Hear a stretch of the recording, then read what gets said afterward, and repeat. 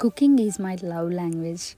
అలా ఎందుకు చెప్తున్నా అంటే, ఎప్పుడైనా నా హస్బెండ్ వర్క్‌లో కొంచెం ప్రెషర్‌గా లేదంటే ఆహ్, ఎక్కువ వర్క్ చేస్తూ కొంచెం బిజీగా ఉన్న టైంలో, తన వర్క్‌లో అయితే నేను షేర్ చేసుకోలేను.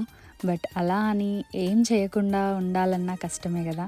సో, తనని కొంచెం ఆహ్, స్ట్రెస్ నుంచి రిలీఫ్ చేయడం కోసం నేనైతే ఇలా కుకింగ్‌లో నా లవ్ లాంగ్వేజ్‌ని అయితే చూపిస్తూ ఉంటా. సో, అందులో పార్ట్‌గానే ఈరోజు చేస్తున్నాను వైట్ సాస్ పాస్తా.